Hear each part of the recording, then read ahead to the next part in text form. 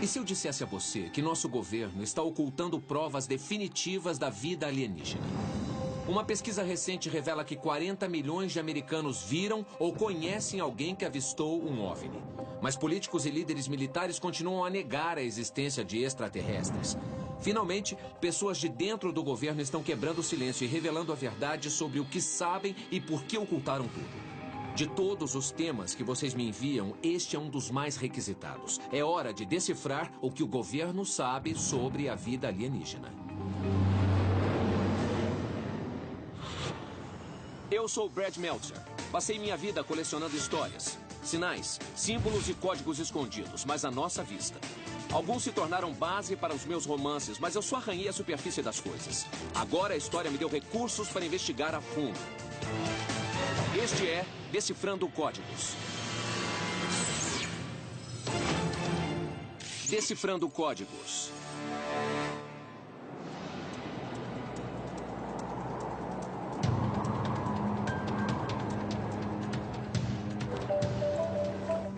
Oi, Brad. Oi, Brad. Eis as novidades. Quem está preparado para ter um contato de terceiro grau? Ah, sem essa. Como em Alien? Tá legal, eu posso sentir daqui o ceticismo de vocês.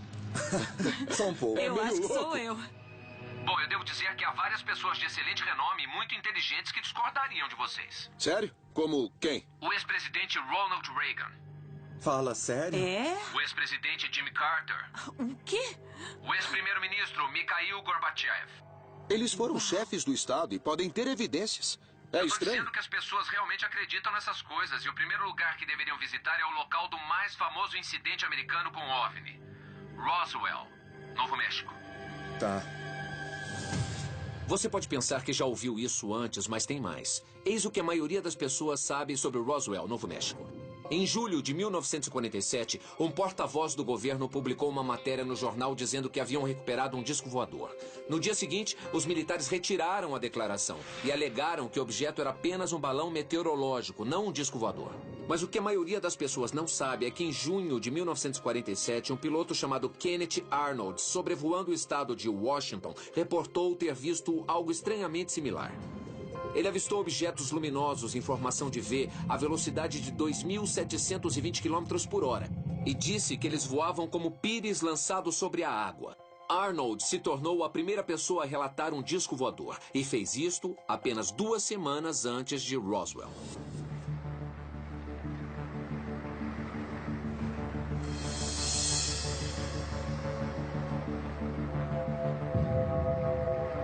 OVNI, Museu e Centro de Pesquisa. Meu pai foi Walter Roth. Ele era tenente da base local, Aeródromo Militar de Roswell. Ele era navegador de bombardeiro com experiência em voo. E também era a porta-voz oficial da base. Julie Shuster, diretora do Roswell International. Em 8 de julho de 1947, o coronel Blanchard o chamou de manhã e disse: "Você precisa fazer um comunicado à imprensa. Encontramos um disco voador." Ele fez o comunicado. "Basicamente, temos em nossa posse um disco voador e está sendo levado para outra base." Então, houve uma história contraditória. No dia seguinte, o general Ray me disse que tratava-se de um balão meteorológico. As pessoas aqui não sabiam do que estavam falando. Eles apenas disseram: "É um balão meteorológico. É confidencial e pronto." Bom, essa é a questão, não é? Talvez fosse mesmo um balão meteorológico. Então, para sabermos a verdade, temos que perguntar o que Roth viu, se parecia mesmo com um balão. É um fato que temos que saber. Na época do avistamento em Roswell, os balões meteorológicos eram feitos de borracha neoprene leve e flexível, pesando menos de 500 gramas. Amarrado ao balão havia um pequeno rabo de pipa de nylon que levava um transmissor de dados. Mas o caso é tão confuso quanto esses dispositivos. Roth descreveu algo de outro mundo e indestrutível. Então, poderia um experiente aviador e militar realmente confundir uma nave extraterrestre com um balão meteorológico de 500 gramas? Você já teve uma conversa séria com o seu pai do tipo...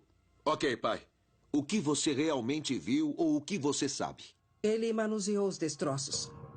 Ah. Um dia eu perguntei a ele sobre detalhes do disco. Tinha 7 metros de diâmetro. Ele disse coisas do tipo: não dava para queimá-lo, não dava para rasgá-lo, não dava para cortá-lo. Isso me mostrou que aquilo não era desse mundo. O seu pai viu os corpos? Meu pai viu alguma coisa embaixo de uma lona em um hangar.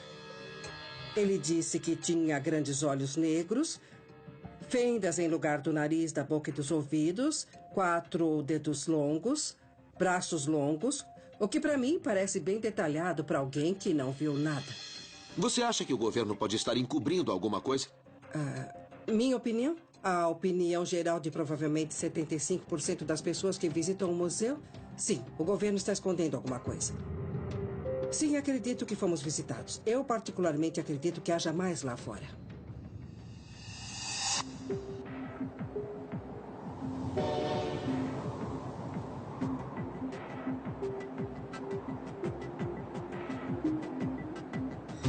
Precisamos entender o que temos aqui. Esta aeronave pertenceu à unidade Bombwing 509, que lançou as bombas atômicas em Hiroshima e Nagasaki para acabar com a Segunda Guerra Mundial. Estas unidades não eram típicas, eram as melhores que tínhamos. Os melhores pilotos, os melhores navegadores. Dizer que podiam manusear e lançar bombas nucleares, mas eram estúpidos demais para saber a diferença entre um balão meteorológico e um disco voador, é uma coisa em que eu não acredito. Dennis Baltazar, engenheiro. O prédio atrás de nós era o Hangar 84, em 1947. Os destroços encontrados no rancho 100 quilômetros a noroeste daqui foram trazidos e armazenados neste hangar por um curto período de tempo.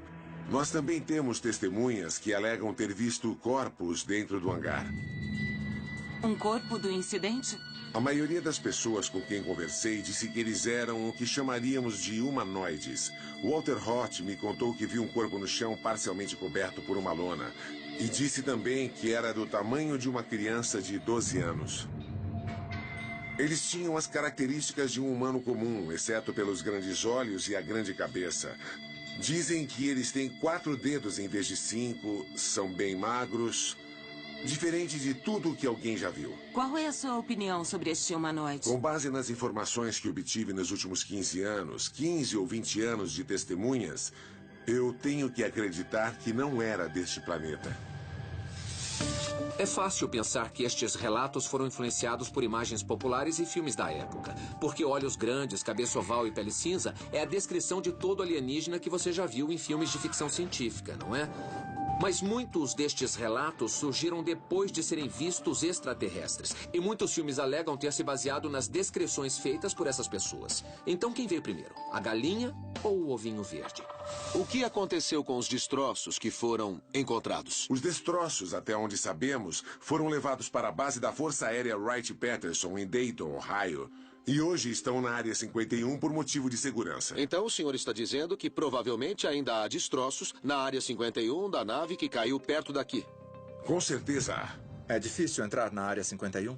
Não existe nenhuma chance. Eu estive lá em 2006, a uma estrada de terra de 21 quilômetros até lá. E não existem cercas. Há muitas placas. Uma delas diz que o uso de força letal é autorizado, e eu acredito nisso. A região é patrulhada por aviões F-16 e helicópteros. Eles têm esferas no topo dos postes para que os pilotos saibam o limite da área. E há uma câmera num poste de 10 metros. Tô ficando com vontade de ir lá. Então Há vá. algum lugar para se esconder lá? Não. E eles sabem que você está vindo pela estrada, tanto que quando eu cheguei ao portão, acho que já sabiam da minha placa, de onde eu era. Se entrarem lá, provavelmente vocês vão ser presos e vão saber onde vocês estão pelo resto de suas vidas.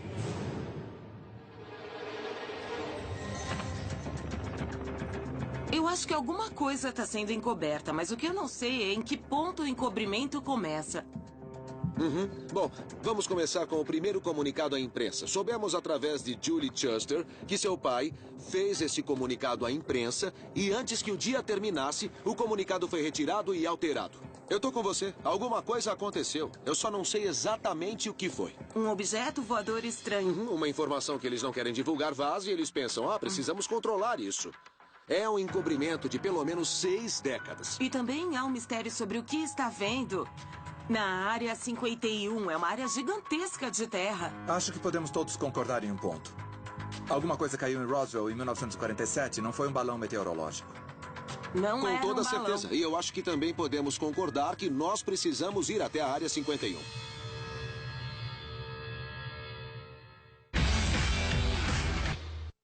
Nossa investigação sobre o suposto encobrimento da vida extraterrestre pelo governo aponta para um único lugar, a Área 51. Apesar de ter sido inicialmente utilizada como aeródromo militar nos anos 40, de ter sido lar de aeronaves espiãs da CIA e de testes nucleares, o governo negou a existência oficial da Área 51 até 14 de julho de 2003. Mas antes que o Bud, a McKinley e o Scott tentem acessar um dos lugares mais secretos e confidenciais dos Estados Unidos, nós encontramos algumas pessoas que trabalham lá e que agora estão dispostas a falar conosco. Museu de Teste Atômico. Fui informado de que o que eu estava protegendo era mais confidencial do que a bomba atômica. Richard Mingus, guarda da antiga Área 51. Posso perguntar o que o senhor estava protegendo? Nos disseram que era um avião de reconhecimento meteorológico. Então, mesmo com sua autorização de guarda, mentiram para o senhor sobre o que exatamente estava protegendo? Ah, claro, e era assim que precisava ser. Este é o cara que você quer ao seu lado. Eu adoro esse homem. Ele foi uma das primeiras pessoas a servir na Área 51. Recebeu uma ordem para ficar calado em seu primeiro dia, em 1957. E esta ordem nunca foi oficialmente revogada. Eu quero que ele nos conte absolutamente tudo. Mas ele ainda está honrando suas ordens. Temos que respeitá-lo. Mas você acha que eu não vou perguntar o que ele viu na Área 51? Claro que vou.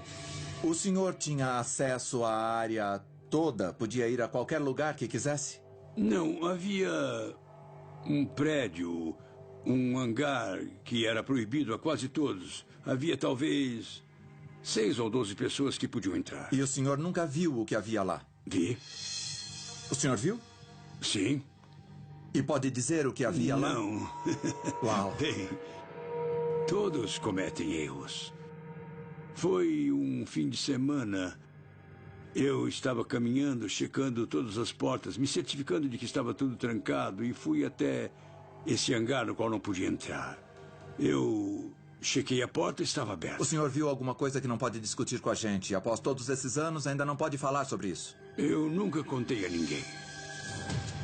O governo tem tornado público todo tipo de documento secreto, desde o Watergate, a prisão de Guantánamo, da invasão da Baía dos Porcos à Guerra do Vietnã. E até mesmo os ataques de 11 de setembro. Todos estes assuntos são extremamente delicados e o governo adoraria controlá-los. Mas eles obedeceram o ato de liberdade da informação e abriram as informações para o público. Mas por que a Área 51 é um tópico assim tão sensível a ponto de o governo se recusar até mesmo a fornecer simples detalhes? Eu preciso fazer uma pergunta óbvia. O senhor trabalhou lá por vários anos, na Área 51. Por acaso viu ou ouviu falar sobre seres ou naves extraterrestres naquela propriedade? Não. Nenhuma vez? Não. O senhor diria se tivesse? Não. Bom, e o outro pessoal? As coisas eram muito rígidas quando entrou lá. Será que todos que trabalharam lá são tão discretos quanto o senhor? Bem, eu não gosto de entrar no assunto que você quer discutir. Uma área que é muito importante no que concerne a segurança nacional. Na verdade, depois de eu ter saído, o programa para o qual Bob Lazar foi designado seria, acredito eu, mais secreto se eles o tivessem mantido no maior sigilo possível. Muito menos pessoas saberiam sobre isso hoje. Bob Lazar é um personagem fascinante e controverso. Para ser claro, ao falar com ele, é difícil separar a realidade da ficção. Lazar alega ser um físico graduado pela MIT e pela Caltech. Dizem que ele criou um carro a jato que alcança mais de 320 km por hora. Mas também alegam que ele trabalhou no setor 4 da Área 51, diretamente em uma espaçonave alienígena. E é claro, este fato é negado pelo governo. E as instituições nas quais ele jura que se graduou, MIT e Caltech, não têm registros de sua presença. Em sua defesa, Lazar diz que o governo apagou todos os seus registros após ele revelar à mídia detalhes específicos sobre os 9 discos voadores na Área 51. E aqui está o mais interessante. Lazar não alega só ter visto naves alienígenas, ele também afirma ter visto aliens. Casa dos Lear, Las Vegas, Nevada. Estamos pesquisando a Área 51 e o nome Bob Lazar aparece sempre. Soubemos que são amigos, está correto? Sim, eu conheci o Bob no verão de 1988. Ele nos levou para ver um dos discos voadores voar. John Lear, perito em aviação. Na verdade, fiz um pequeno mapa aqui, bem aqui, neste ponto. Foi onde paramos o motorhome. Peraí. Você pegou um motorhome para ir ver discos voadores? Isso. Com Bob Com Lazar. o Bob.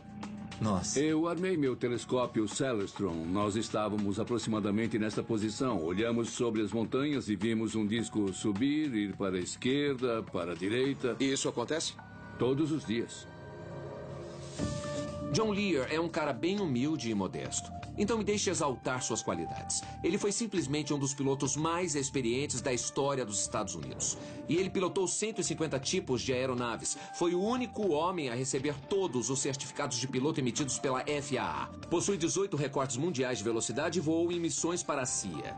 A propósito, seu pai Bill Lear inventou uma coisa chamada Learjet. Quando o assunto é voar, encontramos poucas pessoas no planeta com mais conhecimento e experiência do que John Lear. Vamos imaginar que eles estão pilotando discos voadores e que há alienígenas na Área 51. O que eles estão fazendo com eles? Os alienígenas nos fornecem tecnologia e nós a utilizamos. Realizamos a engenharia reversa nas naves para saber como as constroem? Correto. Nós tentamos a engenharia reversa, mas estão milhões de anos à nossa frente. O senhor acha que a companhia do seu pai estava envolvida no processo de engenharia reversa da nave do acidente? Com certeza. Na verdade, a primeira companhia que meu pai criou foi a Motorola. E depois ele saiu e formou sua própria empresa, a Lear Incorporated.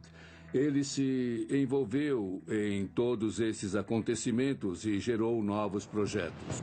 Tá legal, uma pausa. Se o que John Lear diz é verdade, então temos uma resposta. Por que o governo quer negar que os extraterrestres existem ou que fizemos contato? Uma razão. Porque o governo está, na verdade, copiando a tecnologia alienígena. E antes que você caia da cadeira, considere por um segundo o contexto histórico. Nós estávamos em uma guerra fria que se agravava rapidamente. Uma guerra combatida com espionagem, ciência e armas futurísticas. Em tempos como este, vai me dizer que você não faria qualquer coisa para manter a vantagem tecnológica sobre seus inimigos. E eis o que temos certeza.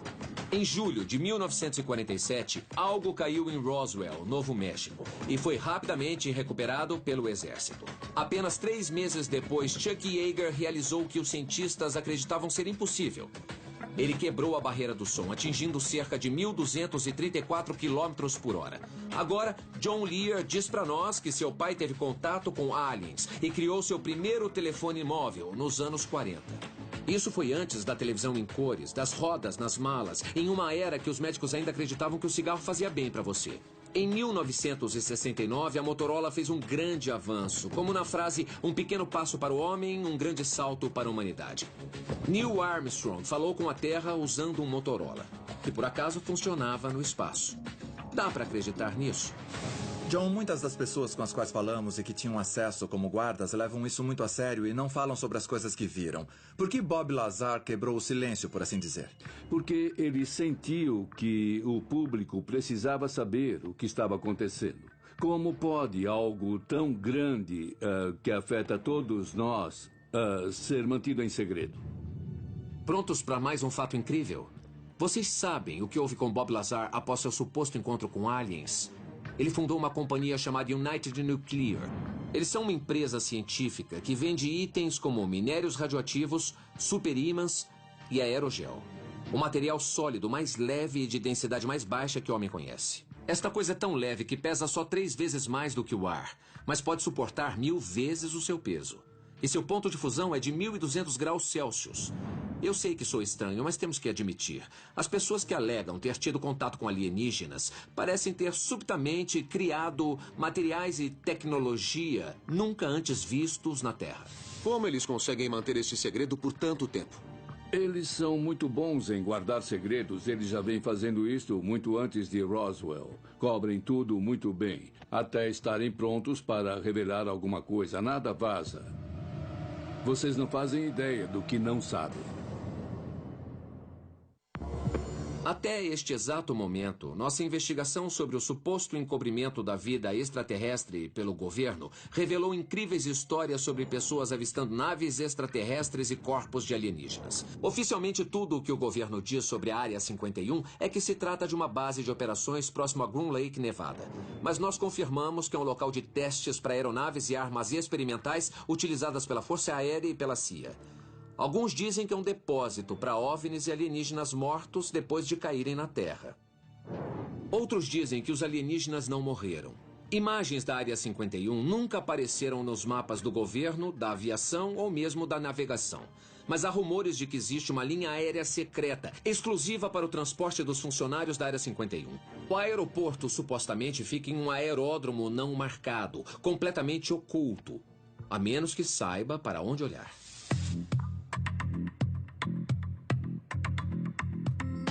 Bem-vindo a Las Vegas, Nevada. Achamos que estes são os aviões que levam as pessoas à Área 51. Aqueles aviões ali? Exato, são da Janet Airlines, o que é bem estranho. E com certeza nós estamos falando de centenas de empregados. Janet Airlines possui 6 737s com capacidade para cerca de 190 passageiros cada e 5 jatos menores. É uma frota capaz de transportar 1.200 pessoas por dia para um lugar que não existe. Ninguém sabe por que o nome Janet foi escolhido, mas alguns alegam ser o acrônimo em inglês para Conexão Aérea para o Transporte de Funcionários. Outros dizem que é só outro terminal que não existe. Eu não acredito que iremos embarcar num destes jatos Janet. Mas precisamos ir até lá. Eu vou. Ok. Oi, Brad. É barulhento o lugar onde estão. Bom, estamos no aeroporto. Estamos vendo os aviões que levam as pessoas à Área 51. O local que oficialmente não existe. Temos que comprar 3 passagens. Olha, eu acho que não vai ser possível fazer isso. Então, nós estamos pensando em dirigir até a Área 51. O que você acha da ideia? Eu adorei. É para isso que estamos aqui, não é? Eu só espero que a gente não acabe dizendo parecia uma boa ideia na hora. Vamos ser cuidadosos e se lembrem, este é um lugar que não existe. Se alguma coisa acontecer com vocês, vai ser como se nunca tivesse acontecido. Bom, vamos decorar nossos telefones. Da última vez que fomos presos, não sabíamos os telefones de ninguém. Teremos seu telefone, você terá o dinheiro da fiança e sabe que estamos indo lá. Se alguma coisa acontecer com vocês, eu espero que seja um problema que possa ser resolvido com fiança. Ele tá brincando com a gente de novo. Acho que não. Eu espero que sim. Para chegar à Área 51, é preciso viajar por uma estrada conhecida oficialmente por Rota 375, mas popularmente como Rodovia Extraterrestre. A Área 51 faz fronteira com a região Yucca, no Nevada Test Site, onde mais de 700 testes nucleares foram realizados. E se você acha que a vizinhança não poderia ser pior, o depósito de lixo nuclear das montanhas Yucca fica a 70 quilômetros a sudoeste. No centro da Área 51 está Groom Lake, uma planície de sal com cerca de 5 quilômetros de diâmetro. No lado sul, há uma série de pistas de pouso, um dormitório, um corpo de bombeiros e até campos de beisebol e quadras de tênis. A Área 51 tem mais hangares do que uma base militar típica, supostamente para prover mais cobertura e confidencialidade para a área. Muito bem. Por que a polícia mandou parar? Não é com a gente. Tá, são vários carros de polícia, as luzes estão acesas. Acham que estão vindo da Área 51? Estávamos a poucos quilômetros da Área 51 quando avistamos vários carros correndo em nossa direção. As luzes estavam ligadas, as sirenes também. Nós encostamos e nenhum de nós acreditou no que viu em seguida. Olha, tem uma coisa branca gigante vindo por aqui. Fala sério? É uma carga larga. Olha isso, é mais do que uma carga larga. Tá tomando Olha toda... só, lá vem ela. Olha! Aquela coisa é enorme. Meu Deus. McKinley, você que é engenheira, o que acha que pode ser aquela coisa enorme que passou por nós? Eu já transportei turbinas e geradores para centrais elétricas que eram menores do que aquilo. E para que tantos policiais? Não. Nunca, Entendo. nunca. Olha, eu acredito que seja para encobrir alguma coisa que não querem que seja vista, para que fique protegido, entende? Então, a pergunta é, o que é aquilo e para onde está indo? Sabemos de onde veio. Olhos abertos, pessoal. Isso não é fácil de achar. Não. É certeza que estamos no lugar certo? Eu não quero ficar sem gasolina aqui. Claro que não está no GPS, então... Onde está a nossa referência? Pro oeste? É. Tá, isso deve estar certo. Eu nunca vi nada tão deserto, nem a tundra do Alasca. É bizarro, não parece ser da Terra. Seria um bom lugar para alojar alienígenas. Eles podem alojar qualquer coisa na Área 51, qualquer coisa. Vejam como é difícil chegar lá. Bom, se tiver sorte, pode chegar voando. Tem placas de aviso logo ali. Oh. Aviso, instalações da Força Aérea Americana. Punição máxima, multa de $1.000, 6 meses de prisão ou ambos. Segurança reforçada. Peraí. E o que será que quer dizer segurança reforçada? Eu acho que tem 2 pessoas naquele carro. Onde está o carro? No topo daquela colina. Ah, já vi. Ih, não tô gostando. Vocês querem ver o que é que está acontecendo? Sim. Vamos checar. Espere. E nós? Ficamos aqui? Eles ainda estão imóveis.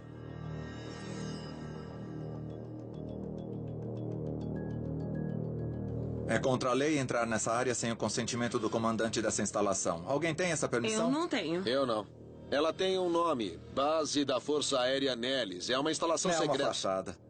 Vocês querem... Não, agora não.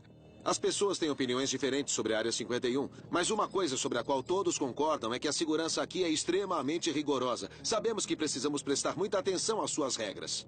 Muito bem, tem uma estrada bem aqui sem placas de não invada. Será que a gente pode subir a colina? O que é que vocês acham disso? Acho que podemos. Isso vai dar uma visão ampliada de tudo por aqui. Já fizemos isso antes. Vamos ver se não tem mesmo placas de não invada. Enquanto caminhamos, eu vou observar se aquele carro não começa a vir em nossa direção. Se ele vier, damos o fora daqui. Tem várias câmeras de vigilância. Olha, tem outra ali. Olhem que estranho. Elas têm o mesmo perfil de um cactus. A vista daqui é bem melhor. Estamos chegando perto da caminhonete. Eu não tô gostando. Esse lugar é incrível. Olha só. Eu realmente preciso conhecer este lugar para me esconder por aqui. Eis o fato mais interessante sobre a Área 51. Ela foi construída no topo de uma mina de prata. Isso significa que há uma malha de túneis subterrâneos e cavernas. Os objetos mais confidenciais e secretos devem estar no subsolo. Então, o que temos são câmeras de vigilância à esquerda. Temos uma caminhonete no topo da colina, à nossa frente, com 2 homens dentro. E temos um tipo de base de informações no topo da montanha mais alta desta área. Só porque esse é um bom esconderijo não significa que tenha naves e corpos alienígenas. Eles podem estar escondendo qualquer coisa. Olha, a caminhonete está se movendo. Tá vindo pra cá. É. Querem começar a descer a colina agora? Ok. Sim. Vamos pro descer carro. rápido. Eu não tô gostando nada Vai, disso. vamos mais Eles rápido. estão encarando a gente. Vai, rápido, rápido. Depressa, vamos pro carro. Ih, não tô gostando. Ligaram as luzes. O que eles querem? Bom, Eu não tô gostando apenas olhem nada pra frente, disso. tá legal? Eles estão encarando Não a olhem gente. pra eles. Não olhem. Vai. Isso. Estamos em busca de provas da existência de vida extraterrestre. Soubemos que o governo já pode tê-las achado. Agora a questão é, o que exatamente eles sabem? E por que eles não compartilham conosco?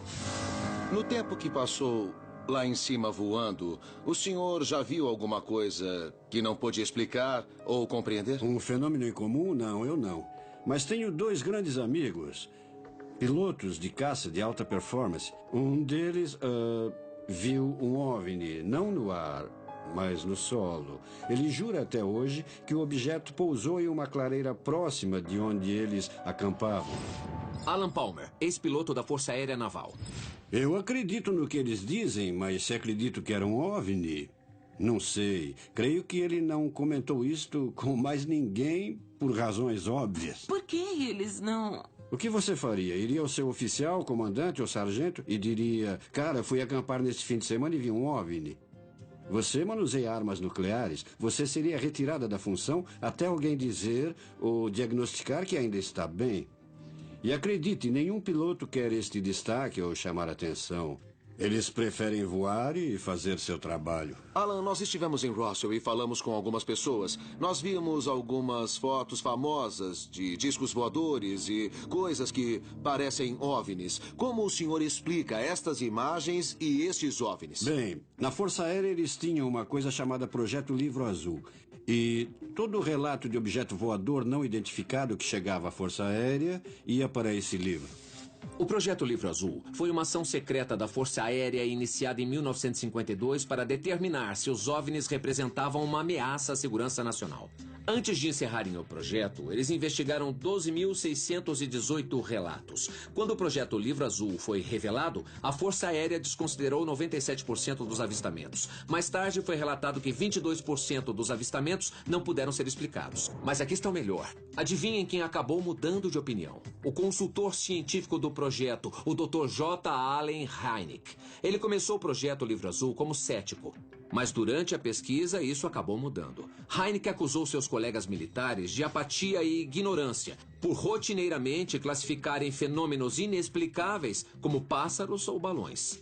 Não há evidências de que objetos voadores não identificados sejam uma ameaça à nossa segurança nacional.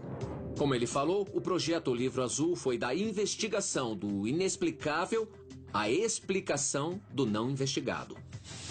Então, pelo que eu entendi, o senhor está dizendo que existem fenômenos inexplicáveis Sim. ou objetos voadores não identificados por aí. E realmente vale a pena considerá-los e pesquisá-los.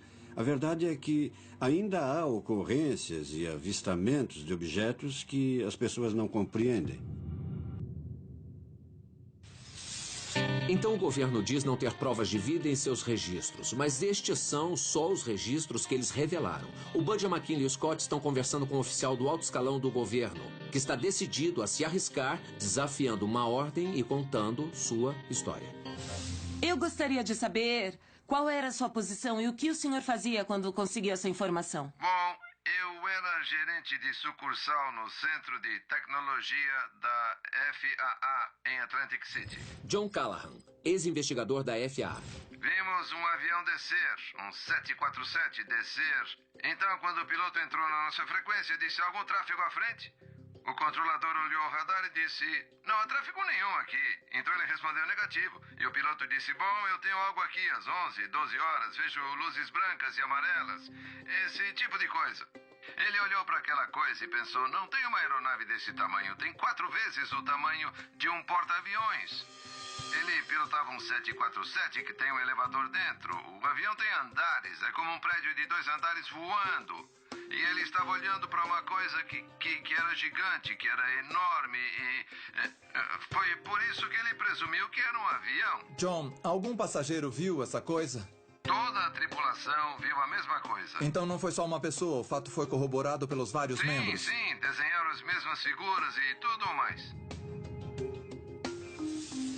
John Callahan era o cara que a FAA chamava quando algo estranho ocorria nos céus. Mas ninguém jamais viu uma coisa tão estranha assim. Segundo a história de Callahan, um 747 se aproximou de uma aeronave não identificada tão grande que o radar a interpretou como uma frente climática. O piloto descreve a nave como esférica e brilhante. Mas o mais surpreendente era a maneira como se movia. A nave zigue-zagueava tão rápido que aparecia quilômetros à frente do avião em um momento e quilômetros atrás no outro. O incidente preocupou tanto os superiores de Callahan que eles alertaram de imediato a Casa Branca e convocaram a equipe especial de investigação do governo. A propósito, o próprio presidente Reagan alega ter visto um OVNI de um avião em Bakersville em 1974, muito antes de se tornar presidente. Reagan disse que ele emitiu uma luz branca brilhante e, como disse em seu relato, nós seguimos o objeto até Bakersville e, de repente, para nosso espanto, ele sumiu diretamente para os céus. Bom, eu voltei para o quartel após ver tudo aquilo. O almirante soube que eu estava no prédio, me chamou e disse: quero que me fale rapidamente sobre o que encontramos. Eu fui na sala dele e contei o que aconteceu. Então ele disse a um de seus assistentes: cancele todas as minhas reuniões desta noite, remarque para a próxima semana. Depois disse para nós: eu vou ver o Reagan. Vamos entregar isto para o grupo de pesquisa científica do presidente. E o material foi entregue a um grupo de 3 cientistas. Eles se pareciam com Einstein, tinham longos cabelos grisalhos, despenteados, vestiam belos ternos, mas eram esquisitos. E havia 3 caras com eles da CIA. Então, um dos cientistas sai e diz: este evento nunca aconteceu. Nós nunca estivemos aqui. Vamos confiscar todas essas informações e vocês vão jurar segredo. Então eu disse a ele: o que acha que era aquilo? E ele respondeu: é um OVNI. E aquela foi a primeira vez que eles tiveram alguns minutos de dados de radar para analisar. E ele disse: olhem eles lá, eles estavam babando para colocar as mãos em todo aquele material. Então a lição é: parem de chamar Washington. Parem de chamar Washington quando isso acontecer, não há mais porque... ninguém a chamar. Se você chamar a imprensa, vão achar que você é louco de qualquer forma. Eles sofreram uma lavagem cerebral, do tipo, se os OVNIs existissem, o governo saberia e o governo lhes diria. Eles sabem o que é bom para você e eles sabem o que você deve pensar. Nossa investigação sobre a vida extraterrestre tem levado o Bud, a Mac e o Scott a muitos lugares por aí. Mas antes que possam tirar suas conclusões, eles estão conversando com um homem que passou boa parte de sua vida num lugar em que nós não podemos ir. O senhor mencionou que esteve no espaço 6 vezes. Cada vez foi uma experiência diferente? Melhor a cada vez, pois sabíamos o que esperar. Story Musgrave, ex-astronauta. Quando esteve no espaço, o senhor viu algum ser por lá? Não, mas eu gostaria. Eu desejei. Sim. Mas o senhor acha que há outro tipo de vida lá fora, mesmo não tendo evidências de que eles visitam nosso planeta? Toda vez que uma foto é feita com o Hubble, são 2.000 galáxias vezes 100 bilhões de estrelas. Isso são 2.000 vezes 100 bilhões. Então, em uma foto, olhamos para 200 trilhões de estrelas em uma foto do Hubble. E cada vez que tiramos uma foto, temos outros 100 trilhões de estrelas. O senhor está dizendo que a probabilidade... Enorme, é uma certeza. 1 trilhão são 1 milhão vezes 1 milhão. Mesmo que a chance de existência de vida próxima a uma estrela seja de 1 em 1 trilhão, em cada foto feita pelo Hubble haveria 200 planetas com vida. Bom, um fato interessante sobre a Terra é que a pressão atmosférica, a quantidade de água, sua distância do Sol, tudo é perfeitamente ajustado para a vida. O senhor acredita que uma situação semelhante ocorra em outro lugar? É uma bela maneira de expor, sim. Mas quando há 100 trilhões de estrelas em uma foto do Hubble, muitos fatores não precisam estar corretos e você ainda terá 1 trilhão de planetas com vida. Aquela coisa lá fora é extremamente avançada. A linha evolutiva, ela... Da outra vida? Sim, da outra vida lá no espaço. A chance deles terem 2 bilhões de anos de tecnologia. Sério? Eles estão por aí há 12 bilhões de anos. Podemos estimar a idade das estrelas pelas fotos do Hubble. O senhor acha que existe algo além de apenas uma bactéria, uma cinza lá fora, vulcânica? Eles fazem viagens interestelares. O senhor acha? Claro. Se estiverem em um ponto avançado da escala evolutiva, desenvolvendo tecnologia por bilhões de anos, a viagem estelar está acontecendo. Então, se pensarmos que em 200 anos nós passamos, talvez, de um arado puxado por cavalo para a internet, o iPhone... Para mim, nascido e criado. Quando eu era garoto, a locomotiva a diesel não existia, só a vapor. Da locomotiva a vapor à astronauta. Da locomotiva a vapor ao espaço. O que poderia fazer uma outra forma de vida em 1 bilhão de anos? Em 1 bilhão de anos. Hoje há um computador mais potente em um celular do que havia na Apollo 11. E esta nave levou e trouxe o homem da Lua. Estes são os avanços tecnológicos que qualquer baby boomer se recorda porque mudaram para sempre suas vidas. Então imaginem o que poderíamos fazer nos próximos 10, 100 ou até 1000 anos. Mas não é sobre isso que o astronauta está falando. Ele está falando de 1 bilhão de anos adiante, quando nossos descendentes olharem para nós e para nossa tecnologia como nós olhamos para os homens das cavernas. Story, se está totalmente certo de que existe outra vida por aí há 1 bilhão de anos e que estão realizando viagens estelares, por que ainda não nos visitaram? Em primeiro lugar, precisamos olhar as estatísticas. Sim, existem viagens estelares acontecendo, mas há vários lugares para ir. Mesmo com as viagens estelares, as distâncias são longas. Quanto pode afirmar? O máximo possível, mas não tenho evidências. É estatístico, é o poder da vida. Nós temos 4 milhões de espécies aqui. Então a vida não criou apenas várias espécies. A vida criou músculos e habilidades para sobreviver em condições favoráveis. E existe o fator tempo. Junte tudo e a vida está em qualquer lugar. Em algum outro lugar além daqui? Sim. O Bud, a Mac e o Scott exploraram a fundo os fenômenos alienígenas conhecidos e acharam informações pouco conhecidas. Eles conversaram com fontes confiáveis que contaram a eles histórias incríveis.